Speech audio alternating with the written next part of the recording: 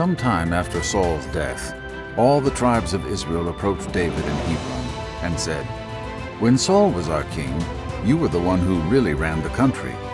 Even then, God said to you, 'You will shepherd my people Israel, and you'll be the prince.'" In the presence of God, David made a treaty with all the leaders of Israel, and they anointed David as their king. David was 30 years old when he became king, and he ruled for 40 years. David and his men immediately set out for Jerusalem to take on the Jebusites who lived there. When they arrived, the Jebusites mocked David and said, "You should go home. Even the blind and the lame could keep you out. You can't get in here." They had convinced themselves that David couldn't break through.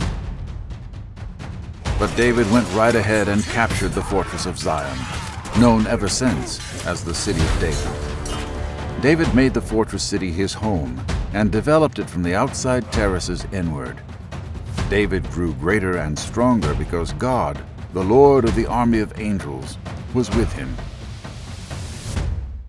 Hiram, king of Tyre, sent messengers to David, along with timbers of cedar, carpenters, and masons, to build a house for David. David took this as a sign that God had confirmed him as king of Israel, giving his kingship world prominence for the sake of Israel, his people.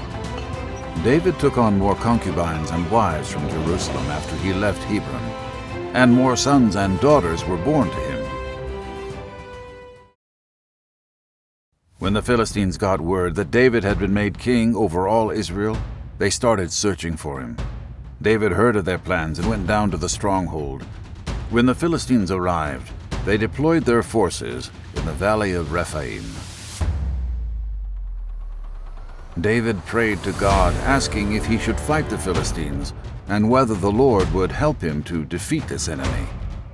The Lord replied, "Go up, count on me. I'll help you beat them."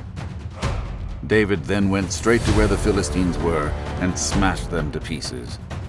Afterward, David said, "God broke through my enemies like a flood of water." Because of this, David named the location of his great victory Baal-perazim, which means Lord of Breaking Through. As the Philistines fled, they left their idols behind, and David and his soldiers took them away. Later the Philistines came up again and deployed their troops in the Rephaim Valley.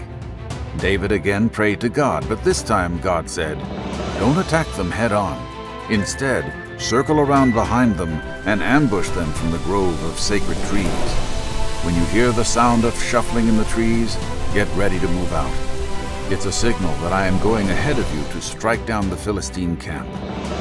David did exactly what God told him, and he defeated the Philistines across a large strip of land.